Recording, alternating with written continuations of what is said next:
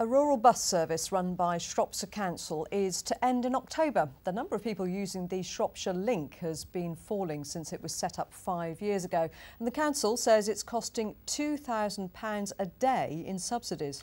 But with no firm plans to replace it, concerns have been raised it'll leave people isolated. Here's BBC Shropshire's political reporter Liz Roberts.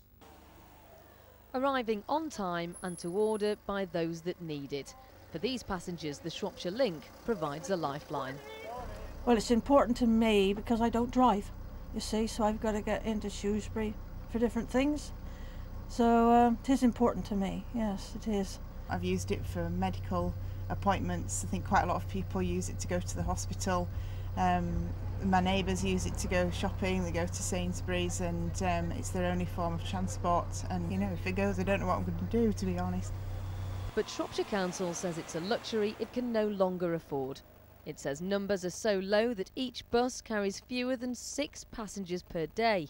That's a running capacity of just 17%, with some journeys subsidised by up to £150 each. It's hoped the answer is with people like these, community transport groups run by volunteers. Organisations across Shropshire are now coming together to find a solution, but they have serious concerns. There's a danger to us that we try to take on more than, bite off more than we can chew. And also that we all feel very concerned that there's going to be people left without transport in rural areas in Shropshire. One councillor says plans should have been put in place earlier. It is a mess. It is. There was a report last November. It was recognised that Shropshire Link was unsustainable in its present format. It was costing too much money.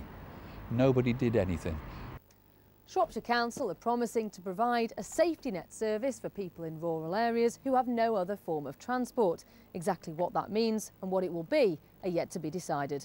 Liz Roberts, BBC Midlands Today, Shrewsbury. And Liz joins us now from the village of Plearley near Shrewsbury. Liz, it's a tough balancing act this for the council, isn't it? Because obviously they've got to save money. It's not a greatly used service, but it is such an important lifeline for people.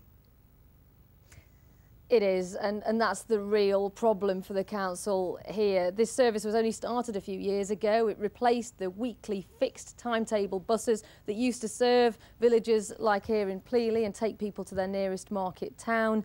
And the reality is that fewer people are using it. The people I spoke to earlier today, though, they did have some criticism for the council, saying, well, they should have done more to encourage more users, to get more people on the bus and make it more sustainable so that those people that really do need it could continue to use it. So what about the people who live in the outlying districts of Shropshire? When can they expect to hear about what happens next? Well, there isn't really a lot of time to come up with an alternative plan. As you heard in the report there, the community transport organisations that rely on volunteers are now rapidly trying to come up with a plan. And Shropshire Council is keen to hear from people, but it says it will let people know what's going to happen within the next few weeks. Liz, thank you.